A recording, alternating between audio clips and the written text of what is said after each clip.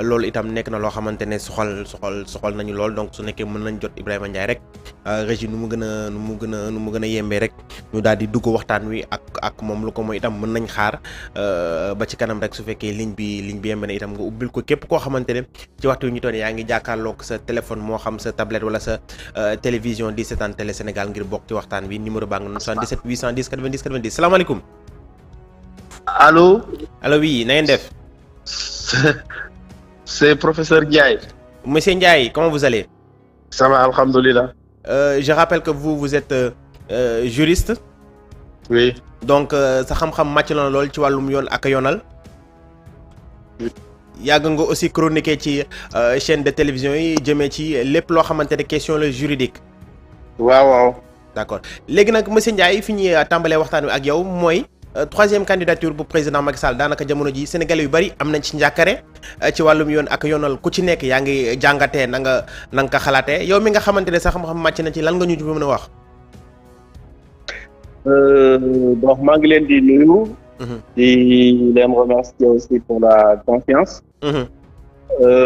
di wax rek ne yoon ni mu tëddee muy constitution ak science juridique.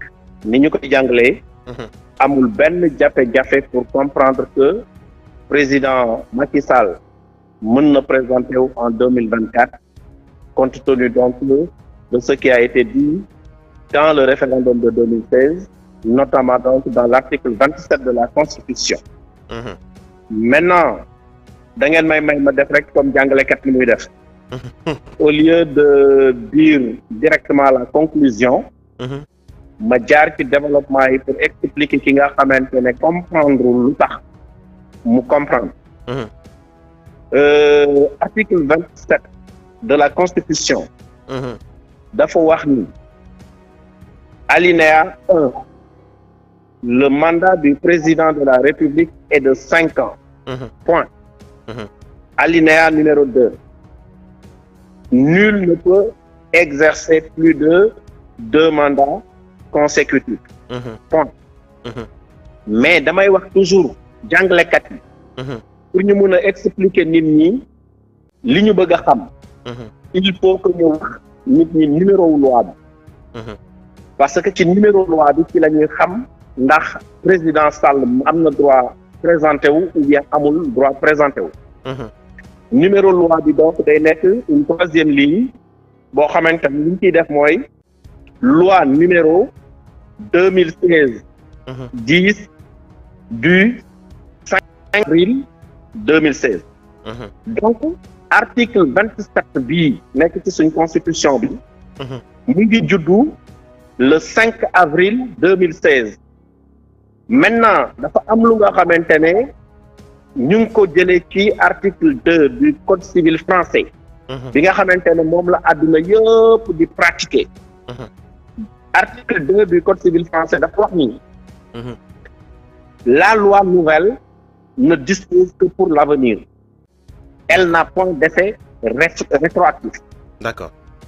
Donc la loi nouvelle ne dispose que pour l'avenir, elle n'a point d'effet rétroactif. Ça veut dire que une loi qui est créée le 5 avril 2016 ne peut s'intéresser qu'à ce qui se passe à partir du 5 avril 2016 jusqu'à plus l'infini, c'est-à-dire le futur. D'accord. Cela explique autrement que li xewoon Sénégal depuis 1960 jusqu'au 4 avril 2016 bokkul ci loi boobu noonu. Donc article 27 bi mënul laal lépp lu xewoon ci Sénégal de 1960 jusqu'au 4 avril 2016. léegi nag nga jël sa bic nga calculer. Entre 2016 le 5 avril 2016 ak léegi ñaata élection présidentielle moo fi am. Donc benn moo fi am bu 2019. boobu mooy la première élection présidentielle. mooy donc le mandat numéro 1. beneen mandat bi mën a am moom mooy 2024. Ce qui fait que donc pour le président dañuy wax ni au terme de l'article 27 de la Constitution qui est entré en vigueur le 5 avril 2016, il y a un mandat de 2019 à 2024 et il a alors le droit de déposer sa candidature en 2024 pour pouvoir exercer un autre mandat. Une fois que maintenant mu présenté wu mu gagné ko. day nekk 2024-2029. su boobaa nag disposition bi ñu wax ne nul ne peut exercer plus de 2 mandats consécutifs ci la koy concerné moom. mais présentement nii li ñuy wax moom mooy que allo. allo monsieur Ndiaye. allo bu ma recevez. d'accord. waaw. voilà léegi loolu moom mooy. explication technique bi. la loi mu ngi juddu le 5 avril 2016. donc à partir du 5 avril 2016 jusque dans le futur le président Sall ne peut pas exercer plus de 2 mandats consécutifs. Il a un mandat de 2019 à 2024. Il peut avoir un mandat de 2024 à 2029. léegi nag am na ay exceptions yoo xamante ne andi woon nañu ko tubaab andi na ko maanaam wàllu yoon ci le principe de non rétroactivité de la loi. mais bu ñu seetee les exceptions là. amul fenn foo xamante ne mën nañ ko fa rattacher ci élection présidentielle. parce que première exception bi dafa wax la non rétroactivité est exceptée par les lois qui sont expressément rétroactives. Ça veut dire que c'est l'Assemblée nationale qui va voter une loi et qui va dire que cette loi-là aura un caractère rétroactif. loolu kenn mënu ko def ci constitution. beneen bi ci topp mooy exception bi nga xamante ne dañ ne c'est une loi pénale plus douce. Ça veut dire que aujourd'hui la personne a commis par exemple un délit. Il est en cours de jugement. Entre-temps, la loi qui avait réprimé cette infraction-là a été revue de sorte que donc la peine devient plus douce. C'est-à-dire que si on avait prévu 10 ans, maintenant la nouvelle loi va prévoir 5 ans. On dit que cette personne-là doit pouvoir bénéficier de la rétroactivité en demandant au juge d'être jugé sur la base de la nouvelle loi et non pas sur la base de l'ancienne loi qui était en vigueur au moment où donc l'infraction était commise. Loolu moom mooy les lois pénales plus douces. Beneen exception bi muy troisième exception moom mooy ce que l'on appelle les lois interprétatives. Une loi interprétative doit rétroagir effectivement. Parce que c'est à la suite toujours d'une loi qui est mal libellée, de sorte que la loi ne soit pas assez claire, de sorte que la loi présente donc des insuffisances. Alors, quand on crée une loi qui vient interpréter cette loi-là pour dire aux gens, voilà le sens qu'il faut donner à la loi qui était considérée comme obscure, cette loi doit être alignée à la première loi, quelle que soit maintenant la date de naissance. C'est à partir de cette date de naissance-là qu'on considérera que la loi interprétative doit être donc prise en compte. On parle donc ici de loi interprétative. On a amené dans la doctrine aussi une quatrième exception. Cette quatrième exception maintenant, elle est une loi, ça part donc des lois qui sont des lois d'éducation en quelque sorte. Les lois d'éducation sont des lois qui nous enseignent un comportement qui est considéré beaucoup plus positif par rapport à ce qu'il y a eu lieu. Je donne un exemple. Par exemple, on dit que pour des raisons de sécurité, actuellement, il est formellement interdit au Sénégal de porter une arme à feu. Quand on dit cela, c'est la nouvelle loi. Mais c'est compte tenu de la situation actuelle qui est caractérisée par exemple par la violence qu'on a voté cette nouvelle loi. D'accord. Alors, dans ce cas-là, toi qui avais un permis de port d'armes, la nouvelle loi va annuler ton permis de port d'armes parce que c'est tout simplement l'intérêt social qui est plus élevée qui justifie effectivement qu'on ait ce comportement-là. C'est une forme d'éducation.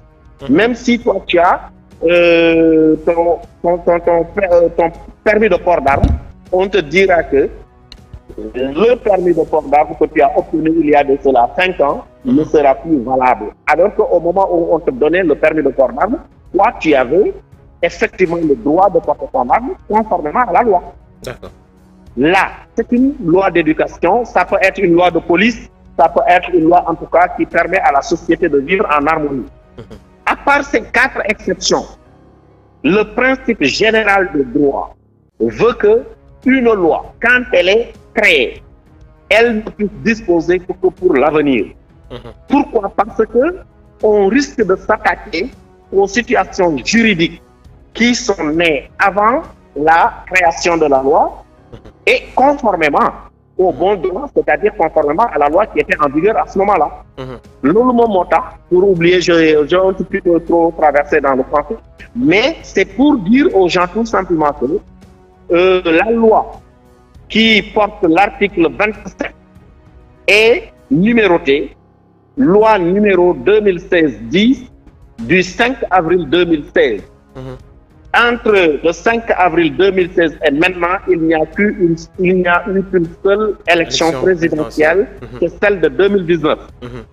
C'est ça que le Conseil constitutionnel voulait dire en disant que, effectivement, la loi issue de la réforme, c'est-à-dire par référendum de 2016, n'est pas à la portée de la loi, c'est-à-dire du mandat de 7 ans qui était là, parce que le mandat de 7 ans est porté par la Constitution de 2001. D'accord. Cela signifie clairement que le président de la République a le droit de déposer sa candidature, ne serait-ce que le droit de l'avoir et de le faire. Pour tout Sénégalais, lui, il l'a, mais le Conseil constitutionnel n'a pas de moyens techniques de s'opposer à la candidature du président de la République. D'accord. Voilà, c'est ça que dit le droit de manière ramassée. Il faudra aussi que les juristes soient suffisamment honnêtes pour expliquer la même chose aux populations qui souvent font confiance à des experts qui malheureusement n'acceptent pas de dire la vérité. Maintenant monsieur Ndiaye li nga wax je pense que en matière d'explication juridiquement daanaka ñun ci suñuy gët vraiment leer na am nga zone d'ombre yu bari yi nga xamante ne jot nga ko leeral maintenant par rapport à la faisabilité ou non de cette candidature en 2024 pour vous c'est oui daanaka président Macky Sall constitution bi nga xamante ne moo fi nekk jamono ji te mu amoon réforme en 2016 may na ko mu samp ndëndëm pour rek présenter wu léegi nag en tant que koo xamante ne aussi da ngay acteur ci wàllum politique nga ciy gëstu bu baax a baax ndax discours yi mu doon def laata réforme boobu tey waru ko may moom moralement aussi ak kàddu yi mu waxoon mu bañ a confirmer day présenter candidature am. waaw ba léegi man bu may wax rek damay wax comme un expert juridique. mooy que bu fekkente ni nit dafa joxe kàddoom loolu moral moo koy gérer. Ce n'est pas la justice, ce n'est pas le droit qui gère ça. C'est-à-dire que le respect de la parole donnée relève de la morale et non pas du droit. Ça peut relever aussi de la religion. Mais nous ne sommes pas dans la religion, nous ne sommes pas dans la morale, nous sommes dans le droit.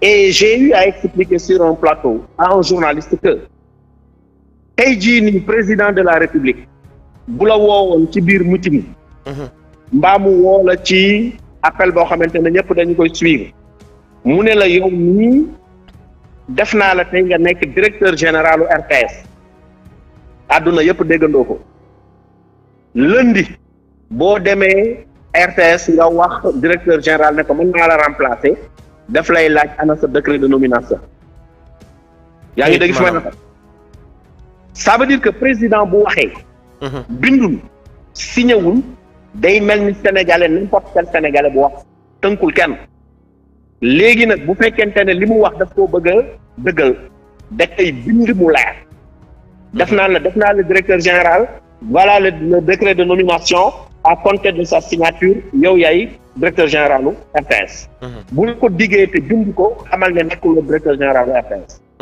léegi moom la mu doon wax nit ñi ne lii laay def tey jii nii bu fekkente ne dafa def leneen ñun suñu lecture mooy seet ndax li mu def tey dëppoo na ak droit am déet. parce que gënuñu kenn jàngaluñu kenn naka la nit di doxalee. mënuñu wax nit ne aussi sa kàddu dafa waroo mbaa nangam ak nangam li ñuy wax rek mooy li nga bëgg a def dëppoo na ak yoon mbaa li nga bëgg a def dëppoowul ak yoon mais le fait que mu waxoon ne du ma ko def tey mu wëlbatiku ne dama koy def damay expliquer toujours nit ñi ne ñaata sëy la ñu fi defar yoo xamante ne jàppoon nañ ne tas na parce que ku góor ki nee na dootuma sëy ak moom ku jigéen ki nee na du ma ko nar a tee xam nangam ak nangam ay nit ñëw ci seen diggante déet nii la nee la donc ba ñu delloowaat sëy ba. looloo tax ma ne nit dina wax ba pare. wëlbatiku dellu si waat ci loolu moom moo tax que bu ma laalee tout ci droit jógee ci dem ci alxuraan dañ ñuy wax ne boo waatee ne dara dootoo ko def boo demee ba bëgg cee dellu si waat da nga war a kafaar da nga war a woor ñetti fan yoo xamante ne moom moo lay permettre nga mën a def li nga xamante ne waatoon nga ko. voilà loolu moo tax ma ni man bugguma di dugg ci waxu religion. bugguma dugg ci waxu moral. dama bëgg wax rek ci wàllu droit. d'accord ba nga xamante ne tey le président de la république bu waxoon ne man du ma présenté wu toog ba mu yàgg mu dellu si waat ne man kat damay présenté wu loolu amul solo. ñi nga xamante ne jàpp nañu ne ñoom ñoo ko ëpp kaddu ñoo ko ëpp maanaam ay voix ñooñu dañ ko war a wax ne ko ñëwal ci géew bi fekk ñu ci. ñu dem élection ñu dépouiller vote yi. ku ëppale mu falu bu fekkente ne dañ ko gagné mu mel ni Ablaye Wade mu tàggatoo bu rafet dem yoonam. d'accord bu fekkente ne moom moo gagné aussi ñu xam ne waa Sénégal ñoom ñoo ko tànn ñoo ko wóoluwaat ñu continuer waat ci suñu jàmm. mais droit may na ko mu présenté wu le fait que mu waxoon dindiwaat ou bien mu bañ a waxoon ba noppi di def. yooyu yëpp amul solo li am solo mooy li loi bi wax loi bi permettre na ko mu présenté wu effectivement. D'accord. Merci Monsieur Ndiaye pour ces éclaircissements par rapport à la possible candidature du président de la République en 2024. Merci vraiment ci ni nga xamante ne noonu nga ko jàngatee. C'est moi qui vous remercie. merci di ko jaajëfal bu baax a baax mu nekkoon monsieur Ibrahima Ndiaye nekk juriste koo xamante ne xam-xamam màcc na lool ci wàllum yoon ak yoon